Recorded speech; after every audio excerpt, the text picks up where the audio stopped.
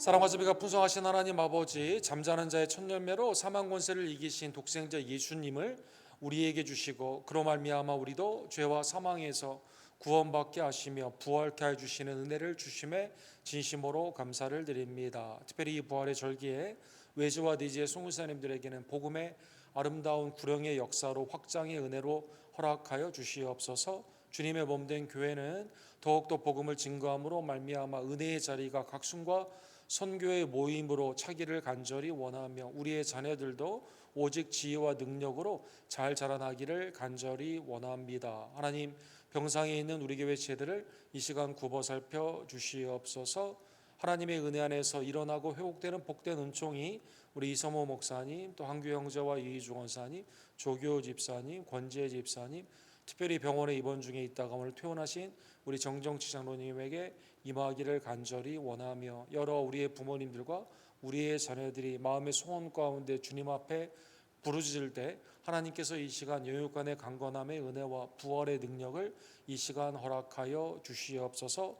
하나님, 오늘도 3일밤 예배로 부활절 수요 예배로 주님 앞 병원 누리기를 간절히 원합니다. 주님의 사랑을 고백하며 저러나 우러나 치우치지 아니하고 오직 믿음의 주여 온전케 하시는 예수님만을 바라보며 주님을 따르는 복된 제자들로 이 시간 역사하여 주시옵소서. 모든 영광과 감사를 받게 합당하신 우리의 부활이요 생명 되신 예수 그리스도의 이름으로 간절히 기도드립니다. 아멘. 하나님의 은혜의 말씀, 너는 나를 따르라. 우리 요한복음 21장 15절에서 25절 우리 부활절 저기 수요 예배를 함께 이 말씀으로 상고하기를 원합니다. 우리 한 절씩 함께 교독합시다. 요한복음 제21장 15절에서 우리 25절 우리 한 절씩 교독합시다. 그들이 조반 먹은 후에 예수께서 시몬 베드로에게 이르시되 요한의 아들 시몬아, 내가 이 사람들보다 나를 더 사랑하느냐 하시니 이르되 주님, 그러하나이다. 내가 주님을 사랑하는 줄 주께서 아시나이다. 이르시되 내 어린 양을 먹이라 하시고,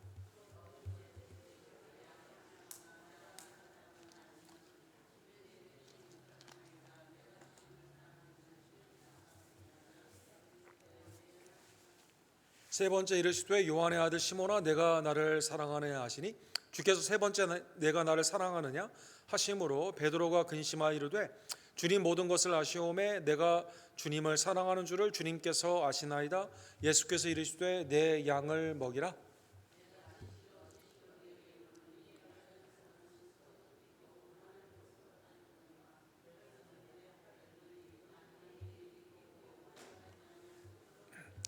이 말씀을 하시면 베드로가 어떠한 죽음으로 하나님께 영광을 돌릴 것을 가르치심이더라. 이 말씀을 하시고 베드로에게 이르시되 나를 따르라 하시니,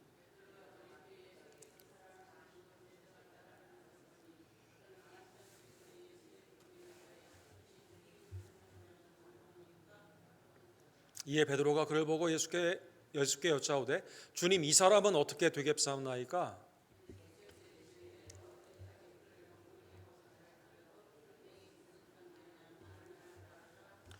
이 말씀이 형제들에게 나가서 그 제자는 죽지 아니하겠다 했으나 예수의 말씀은 그가 죽지 않겠다 하신 것이 아니라 내가 올 때까지 그를 머물게 하고자 할지라도 내게 무슨 상관이냐 하신 것이니라.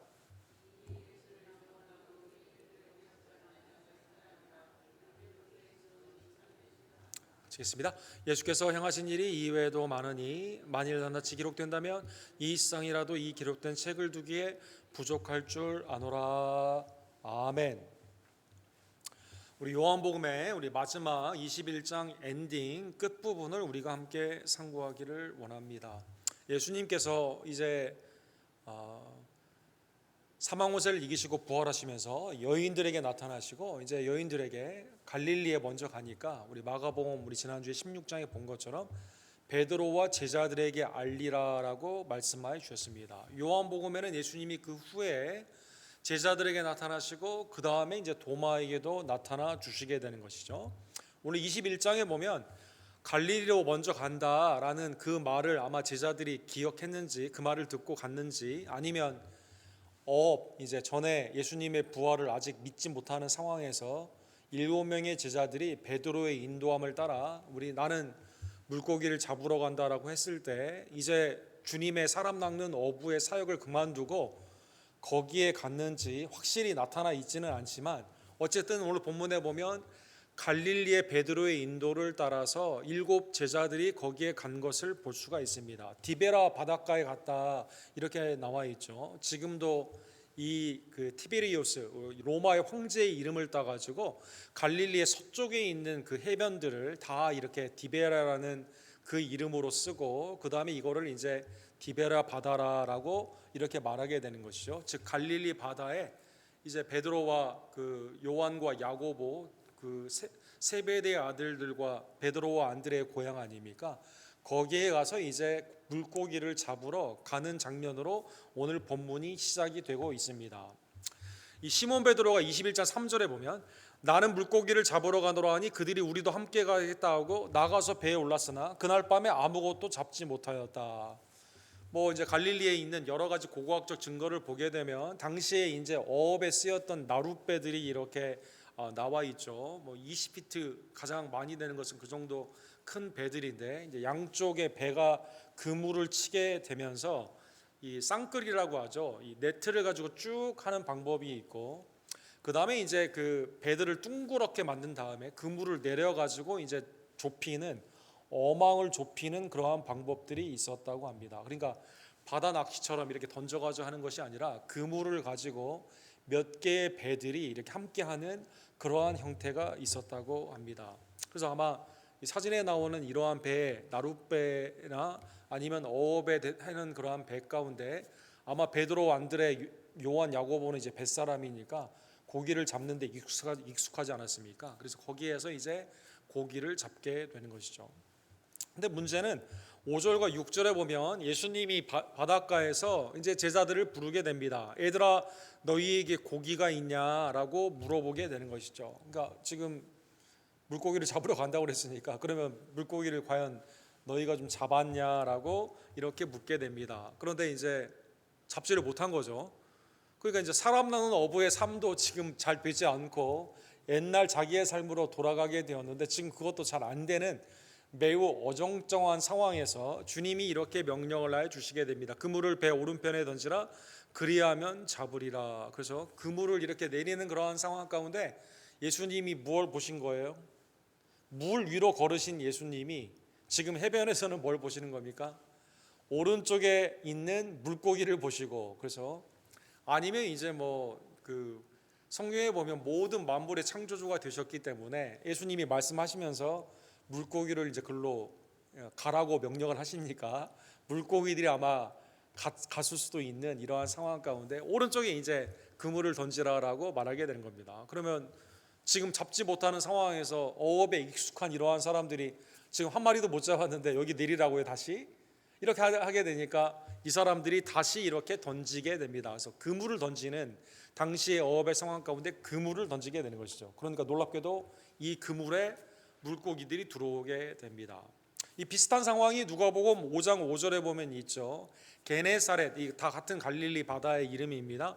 여기에서 예수님이 제자들을 부르는 그러한 장면이 있죠. 지금 밤새도록 물고기를 못 잡은 베드로에게 이제 물고기가 있냐 거기에도 이제 없는 그러한 상황 가운데 이렇게 말하죠. 주님이 가서 이제 물고기를 이제 잡으라라고 말씀하여 주시게 됩니다. 그래서 시몬이 대답하여 이르되 선생님 우리들이 밤이 새도록 수고하였으나 주님이 깊은 곳에 그물을 던지라고 하게 되었을 때 지금 이게 여기 요한복음 21장에는 오른편이라고 말을 했고 예수님은 누가복음 5장에서는 깊은 곳이라고 말을 하게 되었는데 이때 이제 밤새도록 했는데 못 잡았거든요. 그 어업에 이제 굉장히 오랫동안 이 사업에 종사한 분들 아닙니까? 또 예수님은 목수잖아요.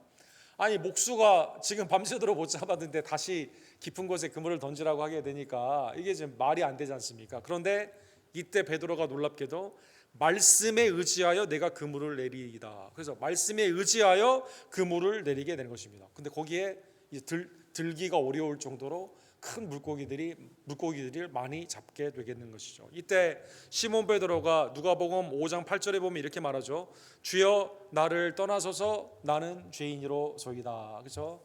주님 앞에 주님의 거룩하신 그 능력과 주님의 그 하나님의 아들 된 성품 앞에 자기의 죄를 깨닫게 되고 나는 주님과 가까이 갈 수가 없구나, 죄인임을 깨닫게 되며 주님 보고 떠나라고 말하게 됩니다. 이때 주님이 베드로를 이제 제자로 사람 낚는 업으로 이렇게 부르시게 되게 되는 것이죠.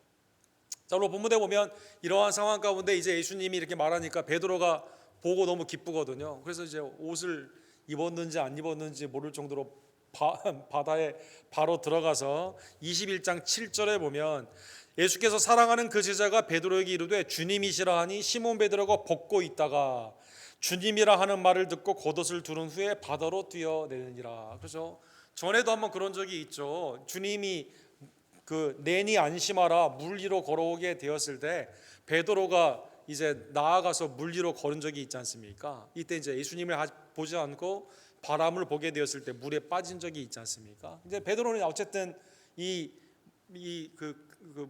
물과 관련되어 있는 어업과 또 예수님의 명령 가운데 있는 이러한 여러 가지 사역이 이미 굉장히 많은 경험이 있다는 것입니다. 아마 베드로는 생각했겠죠. 주님이라 하게 되니까 난 다른 주님을 3번이나 부인했는데 또 주님은 나를 찾아오셔가지고 지금 나를 다시 부르시는 그러한 은혜 가운데 죄송하기도 하고 반갑기도 하고 여러 복합적인 그러한 마음의 감정 가운데 주님 앞에 이렇게 달려갔다는 것입니다. 어쨌든 제자들이 어업의 현장에서 나를 따르라 주님이 말씀하셔서 이제 그물을 놓고 이제 주님을 따르는 첫 번째 소명이 있지 않습니까? 그런데 지금 사람 낚는 어부가 돼야 되는데 다시 물고기를 잡으러 갔는데 물고기도 못 잡는 그러한 상황 가운데 다시 주님이 이제 첫 번째 부르심을 기억하며 두 번째로 제자들의 소명의 확인을 하여 주신다는 것입니다. 구약의 비슷한 예를 생각해 보게 되면 야곱을 생각해 볼 수가 있습니다. 창세기 28장에 보면 예서를 피해 가지고 이제 야곱이 이제 돌베개를 베고 자게 되는데 이제 여기에서 하나님의 놀라우신 임재를 깨닫게 되는 것이죠. 그래서 여기가 베델 하나님의 집이다라는 것으로 이제 제단을 쌓지 않습니까? 베델에서 제단을 쌓으면서 이때 서원을 하게 됩니다. 하나님이 나와 함께 계셔서 내가 가는 이 길에서 나를 지키고 먹을 것과 입을 것을 주시어 내가 평안히 아버지 집으로 돌아가게 하시오면 여호와께서는 나의 하나님이 되실 것이니라. 그래서 이때 두려움 가운데 하나님의 임재 가운데 감사하며 나를 지금 하란에 가는 거예요. 라반을 만나러 가는 겁니다. 그러나 에서에게 쫓겨가지만 나를 그곳에서 안전하게 다시 불러주시게 되면 내가 하나님을 하나님으로 섬기게 되고 그 다음에 이때 이제 11조를 드리겠다라고 서원을 이렇게 하게 되는 것이죠. 근데 문제는 어디에 있습니까? 라반에게 있어서 고생을 굉장히 많이 했죠. 10번이나 속이게 되고 거기에서 레아와 라헬 그 다음에 이제 그 두 시녀까지 해서 4명의 아내를 맡게 되면 이제 아들들을 이제 12아들을 가지고 이제 딸 디나와 함께 돌아오지 않습니까? 그런데 이제 세겜에서 이 하몰이라는 그 사람을 통해서 이제 딸 디나가 강간을 당하게 되죠. 그래서 거기 전쟁이 일어나게 됩니다. 그래서 이 아들들이 강제 이제 그 할례를 시키게 되고 이 사람들을 이제 진멸하는 그러한 사건이 있지 않았습니까? 이때 이제 두려워가지고 다시 이제 야곱이 돌아오는 상황 가운데 창세기 31장에 보면 베델로 돌아가서 이제 다시 하나님을 경배하는 장면이 나와 있습니다. 이때 하나님이 나타나 이렇게 말씀하십니다. 나는 베델의 하나님이라 내가 거기서 기둥에 기름을 붓고 거기서 내게 서원하였으니 지금 일어나 이곳을 떠나서 내 출생지로 돌아가라. 그렇죠? 지금 하나님의 은혜 안에서 방황할 때가 아니에요. 세겜에 있는 그 사건 가운데 이걸 개인적으로 수습할 수가 없습니다. 하나님 앞에 어떻게 해야 됩니까? 모든 우상을 버리고 예배 가운데 나아가야 되는 두 번째 하나님의 소명의 갱신이 베델의 하나님께서 베델로 돌아가라고 명령하시면서 거기에 제단을 쌓게 되면서 야곱이 비로소 하나님의 이스라엘 아브라함과 이삭과 야곱의 하나님의 언약의 대상자가 되면서 이제 그의 사역을 펼쳐 나가게 되게 되는 것이죠. 그것처럼 오늘 본문에 보게 되면 제자들이 첫 번째 소명을 믿음 가운데 성취했어야만 되는데 예수님의 지금 부활을 믿지 않고 있습니다. 그렇죠? 의심하고 두려워하고 있습니다. 심지어 마태복음 28장에 보게 되면 15절과 16절에 부활하신 예수님이 너희는 가서 모든 족속으로 제자를 삼으라 이제 Great Commission 위대한 명령을 지금 하고 있는 그 상황 가운데 주님을 보며 경배를 하는데 그 가운데도 의심하는 사람이 있습니까? 없습니까? 그때도 의심하는 사람들이 있었다는 것이죠. 그래서 지금 이 불안과 의심, 첫 번째 소명을 잊어버리고 부활하신 예수님을 온전히 믿지 않고 다시 옛날에 생업 가운데 돌아갔던 이 제자들에게 주님이 다시 한번 그물을 내리라고 말씀하시며, 그 다음에 더 나아가서 제자들의 첫 번째 소명의 그 장면을 연상시키게 하면서 주님께서 다시 그들의 소명을 갱신시켜 주셨다는 것입니다. 이제 시몬 베드로가 왔습니다. 이제 그물을 다 가지고 오게 되는데 끌어올리게 되니까요, 물고기가 있습니다. 물고기를 세어보게 되니까 이제 왜 샜는지는 모르겠지만 이걸 샜어요. 아마 어업에 있었던 그들의 옛날에 그 습관이 나갔던 것 같습니다. 몇 마리나 잡았지? 라고 하면서 샜습니다. 샜는데 이제 153마리가 이렇게 나오게 되었다는 것입니다. 왜 이 사도 요한이 이걸 153마리라는 것을 굳이 넣냐? 뭐 여러 가지 이제 해석이 있죠. 뭐 첫 번째로는 이제 수비학이 있습니다. 수비학이라는 것은 뭐냐면 누모랄러지, 그러니까 숫자에는 다 의미가 있어요. 그러니까 여러분 이 삼각형으로 1, 2, 3, 4, 5, 6 이렇게 하게 되면 삼각형 이렇게 보시게 되면 이걸 쭉 내리게 되지 않습니까? 1, 2, 3, 4, 5, 6, 7, 8, 9, 10 이렇게 쭉 하다 보면 153이 이제 저기에 떨어지게 되는 거죠. 그래서 구약과 신약의 70명의 장로와 70명의 그 예수님의 제자들을 보내시는 장면이 있지 않습니까? 그럼 140명에다가 그 다음에 이제 12제자에다가 예수님까지 하게 되면 13 아닙니까? 그래서 153 이거 완전수다 이렇게 말하는 경우도 있고, 또 이 153의 깊은 의미가 뭘까요? 당시에 로마의 세계지도, 그 다음에 유대인들이 가지고 있는 나라들 있지 않습니까? 이방의 나라들, 이게 놀랍게도 153이었다라고 나와 있습니다. 또 구약의 그 창세기 10장에 보면 노아를 통해서 이제 나라들이 쭉 생기게 되지 않습니까? 사도행전 2장에 보면 각국에 있는 나라들이 오게 되지 않습니까? 그걸 이렇게 분석해 보게 되면 당시의 모든 나라가, 모든 민족이 153이었다라는 것입니다. 여러분 그 한국의 그 독실한 기독교인이 세운 여러 가지 기업들이 많이 있죠. 우리 송하경이라는 우리 이 장로님이 세운 기업이 있습니다. 이 기업이 여러분 잘 아는 모나미라는 펜 여러분 많이 아시죠? 모나미의 옛날에 여러분 그 볼펜에 보시면 뭐라고 써 있죠? 153이 쓰여져 있습니다. 153 모나미 사진 잘 보이나?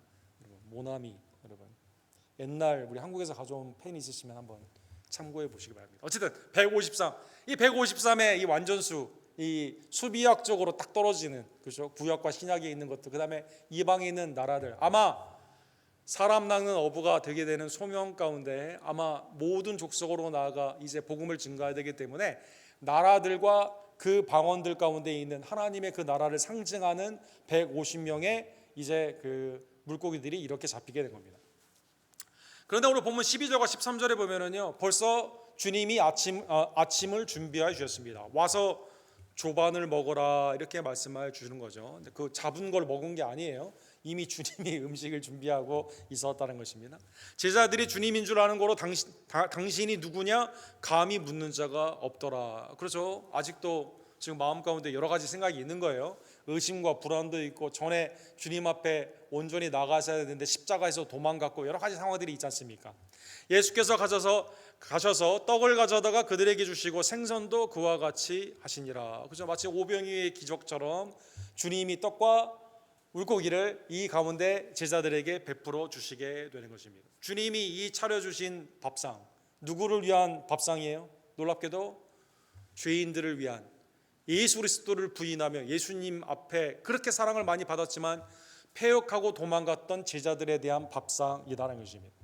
마태복음 11장 19절에 보면 주님은 누구와 식사를 많이 하셨을까요? 죄인들과 식사를 많이 하셨죠. 심지어 세리와 창기들과 함께 죄인들과 많이 하셨죠. 인자가 와서 먹고 마시며 말하기를 보라 먹기를 탐하고 포도주를 즐기는 사람이요 세리와 죄인의 친구로다 하니 지혜는 그 행한 일로 인하여 옳다함을 얻으리라.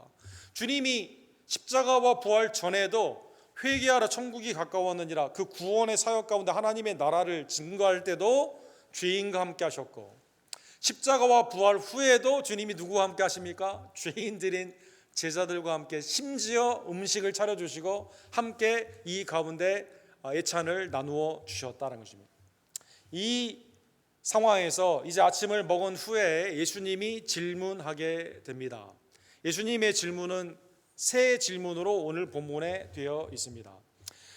베드로에게 이르시되 요한의 아들 시몬아 이 사람들보다 나를 더 사랑하느냐, 이렇게 세 개의 연속적인 질문을 하게 되는 것이죠. 우리 한글 성경에는 이 토튼이라고 하는 이 단어를 이게 원래는 이것들 this라는 걸로 영어로는 되어 있죠. 이게 사람도 될 수 있고 사물도 될 수 있는데 이 근접거리에 있는, 그러니까 those라고 하지 않고 this라고 하지 않았습니까? 그러니까 가까이 있는 것에 대한 복수 형태로 물어보았습니다. 그러면 여기에는 함축적인 여러 가지 의미가 있죠. 한글 개역 개정에는 이것을 그냥 사람들, 이 사람들보다 이렇게 사람들로 번역을 했지만 세 가지 정도 번역이 가능을 하죠. 이 원어에 보는 이 3인칭 복수에 있는 근접거리에 있는 이것을 보게 되면 예를 들어 물고기들을 볼 수가 있겠죠. 153마리. 야, 이 생업을 통해서 네가 생계 수단도 될 수가 있고 이거를 통해서 네가 할 수 있는 익숙한 일 아닙니까? 영적인 거는 무관하죠.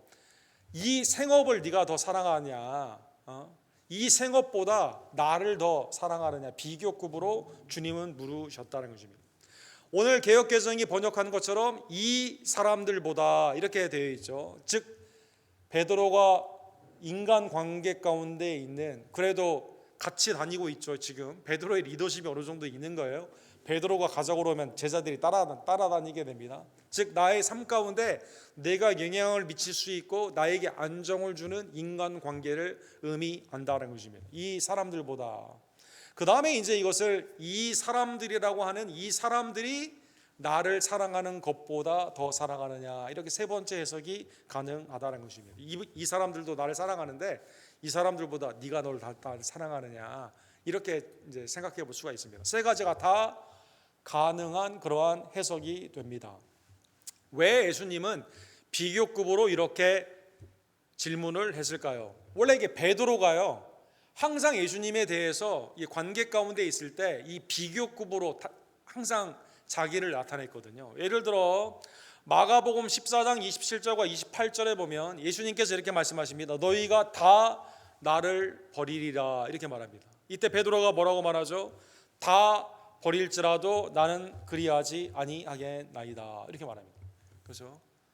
다 버리더라도 여기 있는 이 사람들은 주님을 버릴지라도 나는 버리지 않겠습니다라고 장담하게 된다는 것입니다. 또 그 전에 있던 사건을 보게 되면 마가복음 10장에 있었던 사건을 보게 되면 이제 이 그 요한과 야고보가, 뭐 마태복음에서는 어머니가 그랬다고 하는데 어쨌든 마가복음에서는 두 제자가 주님의 나라가 임할 때 한 사람은 오른쪽, 한 사람은 왼쪽에 있게 해달라고 말을 하게 됩니다. 이때 이 말을 들었던 제자들이 어떻게 하죠? 분을 내게 됩니다. 그 자리는 누가 차지해야만 되죠? 내가 차지해야만 되거든요. 비교급으로 항상 으뜸이 되기 위해서 제자들뿐만 아니라 특별히 베드로가 그렇게 했다는 것입니다. 요한복음 13장 37절에 보면 이 세족의 목요일 가운데 있었던 이 사건 가운데 베드로가 이렇게 말하죠. 주여 내가 지금은 어찌하여 따라갈 수 없나이까? 주를 위하여 내 목숨을 버리겠나이다. 그렇죠? 주님을 위해 목숨을 버리겠다, 이렇게 말하게 되는 것이죠. 여기 있는 사람들 다 버리고 못 따라간다 하더라도 나는 장담하는 거죠. 신념이 있죠. 내가 주님을 위해서 목숨을 버리고 주님을 위해서 결단코 버리지 않겠다, 비교급으로 말을 했는데 정작 예수님이 십자가에 못 박혔을 때는 제자들은 도망갔고 누가 예수님을 가장 많이 부인을 합니까? 베드로가 이제 가장 많이 부인을 하지 않습니까? 그다음에 세 번째는 저주를 했다, 이렇게 말하고 있지 않습니까? 그래서 예수님이 비교급으로 이렇게 질문을 했다는 것입니다. 이 사람들보다, 이 사람들이 날 사랑하는 것보다 더 나를 사랑하느냐, 이렇게 질문을 하게 되는 것이죠. 세 번의 질문과 세 번의 답이 있습니다. 근데 여기에 보면 예수님께서 사랑이라는 단어를, 동사를 두 개를 번갈아 쓰게 됩니다. 예를 들어 우리가 잘 알고 있는 하나님이 우리에 대한 택함의 은혜, 그 다음에 한량없는 조건 없는 그 은혜, 구원의 은혜, 이걸 말할 때 우리는 믿음, 소망, 사랑이라고 하게 되었을 때 뭡니까? 아가페라고 말을 하죠. 주님이 아가페로 질문을 하게 되는 것이죠. 내가 이 사람들보다 더 나를 사랑하느냐, 이렇게 질문하는 거죠. 두 번째도 주님이 질문할 때요, 내가 나를 사랑하느냐, 이렇게 질문하게 되었을 때 아가페로 질문을 하게 됩니다. 그런데 베드로가 대답을 하게 되었을 때 내가 주님을 사랑하는 줄 주님이 아시나이다, 이거를요 필레오라는 아가페와는 조금 다른 신의와 우정, 어떤 두 사람 간의, 그러니까 형제애라고 표현되게 되는, 여러분 펜실베니아에 가게 되면 필라델피아라는 도시가 있지 않습니까? 그것처럼 형제에 관련되어 있는 그 사랑의 단어를 이렇게 사용했다는 것입니다. 두 번째 예수님이 아가페로 질문했을 때도 첫 번째와 똑같이 필레오로 대답을 하게 됩니다. 그래서 예수님이 세 번째는 단어를 바꾸십니다. 아가페에서 필레오로 바꿨다는 것입니다. 이때 베드로가 주님 모든 것을 아시오매 내가 주님을 필레오 사랑하는 줄을 주님께서 아시나이다. 베드로가 예수님의 질문 가운데 뭘 깨달은 거예요? 주님은 나를 처음 사랑하시되 끝까지 사랑하셨어요. 십자가의 사랑, 아가페의 사랑으로 사랑했습니다. 그러나 베드로는 어땠어요? 베드로는 주님을 그렇게 사랑했습니까? 안 했습니까? 그렇게 사랑하지 않았죠. 사랑하지 않았죠. 그러나 지금 주님이 나를 회복하는 그 사랑을 받은 것을 자기가 깨닫게 되면서 지금 회복되는 하나님의 은혜 안에서 주님을 사랑하고 싶은데 언컨디셔널리 십자가의 그 사랑과 같은 희생적인 사랑으로 주님을 사랑할 수 있습니까? 없습니까? 자기를 돌아보게 되니까 자신이 없는 거죠. 그러니까 주님이 아시는데 아가페는 조금 힘들고 필레오 정도로 생각한다, 이렇게 말한 겁니다. 세 번 그래서 그렇게 대답했다라는 것입니다. 물론 이것도 귀한 사랑이에요, 사랑하는 성도 여러분. 예수님의 질문 가운데 이렇게 대답하니까 예수님이 세 번째는 필레오로 말을 하게 되고 주님이 아시오니 내가 주님을 사랑합니다, 이렇게 대답을 하게 된 겁니다. 세 번째 대답에 오늘 본문의 17절에 보시면 베드로가 근심하여 이르렀다, 대답했다, 이렇게 나와 있습니다. 주님 모든 것을 아시오매 내가 주님을 사랑하는 줄을 주께서 아시나이다. 그렇죠? 첫 번째 소명에 지금 실패하지 않았습니까? 밤중에 숯불이 있는 거기에 여종에게 세 번이나 부인을 했거든요. 근데 예수님이 세 번 똑같이 질문한 거죠. 세 번 부인한 베드로에게 세 번 질문을 합니다. 회복의 사랑 가운데 주님이 부활하셔서 다시 하나님의 은혜 가운데 재소명, 두 번째 다시 새롭게 하는 소명 가운데, 여기에도 뭐가 있어요? 숯불이 있거든요. 지금 여기에서 지금 고기를 구워 먹으면서 이렇게 말씀하시는 거거든요. 세 번 부인이 아니라 베드로가 시인케 하는 하나님의 은혜의 소명 가운데 예수님은 세 번 질문하시고 세 번째 대답을 하게 되었을 때 베드로가 깊이 생각하며 근심 가운데 아마 마음의 회개의 마음을 가지고 주님은 나를 끝까지 아가페로 사랑했는데 나는 그렇게 하지 못했다라는 회개 가운데, 그리고 제 소명의 은혜 가운데 주님 앞에 헌신할 것을 이렇게 대답한 것입니다. 주님은 이 대답 후에 본문에 보면 이 사랑 안에서 비로소 하나님의 은혜 안에 있는 목양을 할 수가 있는, 섬김을 할 수가 있는 그 명령을 하여 주시게 됩니다. 15절에 보면 내 양을 먹이라, 이렇게 말씀하시죠. 16절에 보면 내 양을 치라, 이렇게 말합니다. 17절에 보면 내 양을 먹이라라고 말씀하여 주십니다. 즉 주님의 사랑을 받은 자야만이, 그리고 그 사랑 안에서 주님을 사랑하는 자여야만이 하나님의 은혜 안에서 하나님의 일을 할 수가 있다는 것입니다. 여러분 무슨 뜻인지 아시겠죠? 주님의 아가페의 사랑을 받은 자여야만 주님을 사랑하는 마음 가운데 주님의 일을 할 수가 있다는 것입니다. 이 주님의 사랑을 받지 않으면요, 그냥 내 노력으로 막 하게 되면 이게 지금 어떨 때는 기쁘기도 하지만 어떨 때는 힘들고 지칠 때가 있거든요. 내가 시험 받을 때도 있고 내가 무너질 때도 있거든요. 그 다음에 이 일이 하기 싫을 때도 있어요. 주님의 사랑을 받은 자라야만 그 사랑 안에서 주님을 사랑하며 환난과 핍박이 있다 하더라도 주님의 일을 감당할 수 있다는 것입니다. 그래서 베드로가 이것을 깨달은 후에 그의 생애 가운데 베드로 전서와 후서를 쓰지 않았습니까? 베드로 전서 5장 3절과 4절에 보면 이렇게 말합니다. 맡은 자에게는 주장하는 자세로 하지 말고 양무리의 본이 되라. 그렇죠? 이게 압제, 권력 남용, 내가 있는 힘으로 하는 게 아니에요. 하나님이 내게 주신 그 직분은 목자장 되신 예수님이 나를 십자가와 부활의 사랑 가운데 이미 사랑해 주었기 때문에 그 사랑의 힘으로 하는 것이다라는 것입니다. 그래서 억지로 하는 게 아닙니다. 하나님이 내게 주신 게 사랑을 해서 하는 겁니다. 그래서 억지로 하지 말라 5장 2절에 말하고 그 다음에 주장하지 말라 이렇게 말합니다. 그리하면 목자장이 나타나실 때 시들지 아니하는 영광의 관을 얻으리라. 하나님의 은혜 안에서 주님이 목자장 되시는데 주님은 그레이트 셰퍼드예요. 우리는 그냥 셰퍼드입니다. 그죠? 큰 목자장 되시는 예수님이 오시는 그때 우리에게 질문하는 거죠. 사랑의 마음으로 했냐? 억지로나 주장하는 게 아니라 나의 아가페 사랑을 받은 자로 그 사랑의 힘으로 섬겼느냐 이렇게 묻는 거죠. 그래서 주님이 무조건 목양을 시키는 것이 아니라 양을 치라라고 하는 것이 아니라 양을 먹이라고 한 게 아니라 사랑을 주시고 사랑을 질문하며 그 가운데 이 일을 행할 수 있게 하셨다는 것입니다. 그 다음에 이제 오늘 본문에 19절에서 21절까지에 보면 주님이 나를 따르라라는 명령이 두 번째 나오게 됩니다. 즉 주님의 사랑을 받은 자라야만, 그 사랑 안에서 주님을 사랑하는 자야만 주님을 따라갈 수가 있다는 것입니다. 19절에 보면 이제 젊었을 때는 네 마음대로 막 다녀요. 늙었을 때는 어떻게 됩니까? 손을 뻗게 됩니다. 그래서 베드로의 죽음을 암시하는 거죠. 또 베드로가 이제 보니까 옆에 사도 요한은 어떻게 될까, 친구 요한은 어떻게 될까 궁금했습니다. 주님이 뭐라고 말씀하십니까? 그 사람 상관하지 말고 너는 나를 따르라 이렇게 말씀해 주십니다. 19절에 이렇게 되어 있죠. 이 말씀을 하시면 베드로가 어떠한 죽음으로 하나님께 영광을 돌릴 것을 가르치심이라. 이 말씀을 하시고 베드로에게 이르시되 나를 따르라 하시니. 그래서 주님의 사랑을 받은 자라야만, 주님을 사랑하는 자라야만 주님을 따라갈 수 있다는 것입니다. 나 자신을 부인하고 나의 십자가를 지고 나를 따르라 주님이 말씀하신 것처럼, 그렇죠? 주님을 따라가는 그 길은 영광의 평탄한 길만 있는 게 아니거든요. 갈보리에 고난이 있은 후에, 크로스가 있은 후에 그 다음에 부활의 크라운이 있는 거거든요. 그래서 하나님의 은혜 안에서 주님을 따르는 그 모습 가운데 다른 사람을 볼 이유가 없습니다. 그게 나와 상관이 없는 거예요. 그렇죠?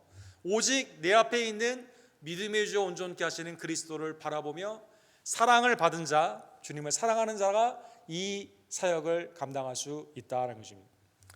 반면 교사도 있죠. 마가복음 10장에 보면 부자 청년 관원이 주님을 따르겠다고 오지 않습니까? 영생을 얻기 위해서 이제 주님 앞에 질문을 하지 않습니까? 주님이 율법을 말씀하시죠. 그러니까 내 어렸을 때부터 율법을 다 지켰다 이렇게 말하게 됩니다. 이때 주님이 그 청년을 사랑했어요. 사랑하자 이렇게 말합니다. 네가 가진 재물을 가난한 자에게 주고 그리고 나를 따르라 이렇게 말합니다. 이때 청년이 어떻게 하죠? 그 사람은 재물이 많은 거로 이 말씀으로 인하여 슬픈 기색을 하고 근심하며 가니라. 이 청년이 뭘 놓친 거예요? 영생의 예수 그리스도의 사랑이 지금 주님이 사랑했다고 말씀하셨거든요. 그 사랑을 있는데 그 사랑을 받습니까? 받지 않습니까? 받지 않은 거죠. 그 사랑을 깨닫지 못하는 겁니다. 그러니까 주님을 따라갈 수가 없는 겁니다. 사랑하는 분들. 두 번째, 그래서 주님의 사랑을 받은 자, 아가페의 사랑입니다.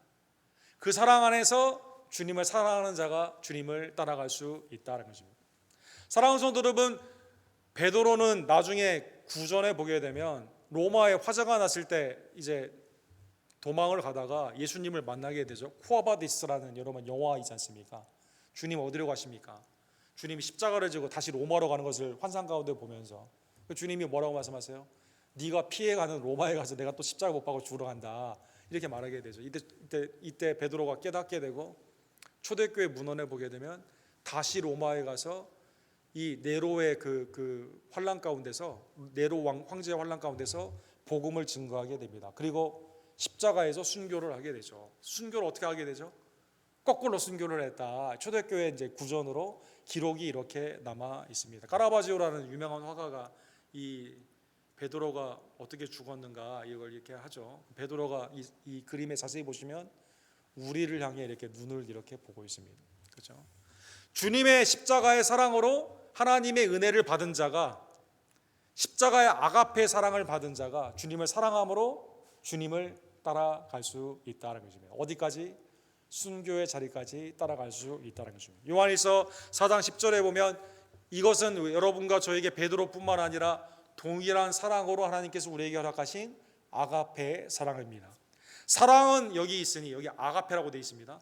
우리가 하나님을 사랑하는 것이 아니요, 하나님이 우리를 사랑하사 우리 죄를 속하기 위하여 화목제물로 그 아들을 보내셨습니다. 하나님의 은혜 안에서 사랑하는 성도 여러분, 주님이 unconditional, 희생적인 십자가의 조건 없는 사랑을 주셨음을 깨달으며, 주님의 사랑을 받은 자, 주님의 이 사랑을 깨닫고 고백하는 자만이 주님을 따라갈 수 있음을 깨달으며, 먼저 이 부활절의 귀한 기간에 내가 주님의 놀라운 사랑을 받았구나, 은혜 가운데 주님 앞에 감사하며 이 사랑 안에서 주의 일을 감당하는, 주님을 따르는 제자들 되기를 간절히 원합니다. 마태복음 10장 38절과 39절에 우리 마지막에 보게 되면, 또 자기 십자가를 지고 나를 따르지 않는 자도 내게 합당하지 아니하니라. 자기 목숨을 얻는 자는 잃을 것이요 나를 위하여 자기 목숨을 잃는 자는 얻으리라. 그렇죠?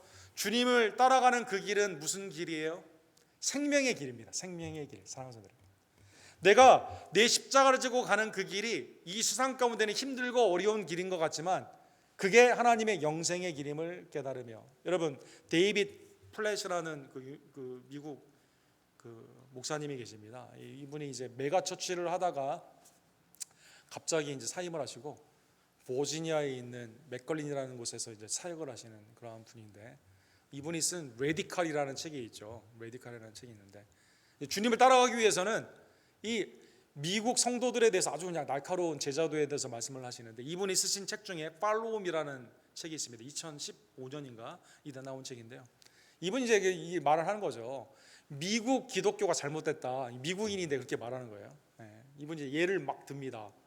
우리 한국 성도들 보니까 새벽에 일어나서 막 기도하고 그 다음에 기도를 하는데 정말 뜨겁게 기도하시고, 그 다음에 이제 뭐 미국 성도들보다 길게 또 이렇게 강하게 기도하시는 걸 보면서 굉장히 큰 감동을 받고, 그 다음에 이제 중국 선교, 외부 선교를 하게 되면서 진짜 목숨을 걸고 하는 성도들을 보게 되면서 이분들이 정말 레디컬, 예수님이 말한 제자들이다 이렇게 말하고, 지금 이제 미국 성도를 안에서 이렇게 지금 굉장히 잘 가르치는 분이거든요. 미국 기독교의 비성경적인 게 뭐냐? 그거는 이 내 삶 가운데 있는 나 자신을 부인하지 않고 소위 말하는 미국의 아메리칸 드림을 성취하기 위해서 주님을 따른다는 것이죠. 내 꿈을 성취하기 위해서 주님을 따른다는 것이죠. 근데 주님은 오늘 본문에도 그랬고 수많은 성경의 복음서에서 나를 따르라고 말하는 그것은 다 뭡니까? 생명의 길인데, 그건 어떻게 해야 됩니까? 내 육신의 정욕과 안목의 정욕과 이생의 자랑을 회개하고 그거를 부인하고 나의 십자가를 지고 주님을 쫓는 삶이다라는 것입니다. 오늘 본문의 말씀을 다시 한번 깨달으며, 십자가와 부활의 동일한 사랑을 받은 여러분과 제가 주님의 사랑을 받은 자만이 주님을 사랑하며 하나님의 은혜 가운데 사역을 할 수 있고 주님을 따를 수 있음을 다시 한번 깨달으며, 내게 주신 그 은혜가 얼마나 큰지를 깨닫고 주님을 온전히 따라가는, 나 자신을 부인하고 생명의 길인 예수 그리스도를 바라보며 따라가는 주의 종들 되기를, 십자가를 지며 주님을 쫓는 주의 종들 되기를 주님의 이름으로 간절히 축원합니다. 기도합시다.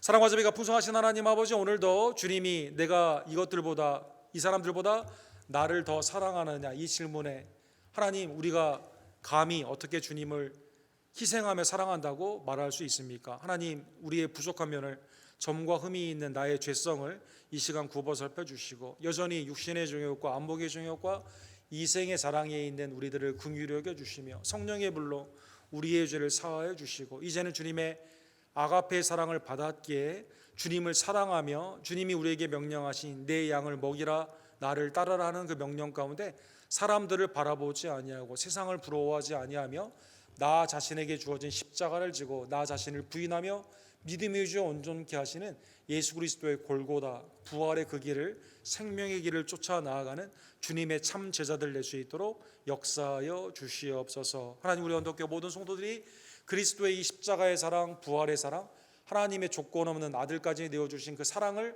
온전히 깨닫기를 간절히 원합니다. 그 사랑 안에서 주님을 억지로 섬기는 것이 아니라 기쁨과 감사함으로 하나님의 일을 감당하며 우리의 삶 가운데 그리스도의 향기와 세상 가운데 예수님의 성품을 나타내는 하나님의 복된 제자들 될 수 있도록 주님 역사하여 주시옵소서. 예수 그리스도의 이름으로 간절히 기도드립니다.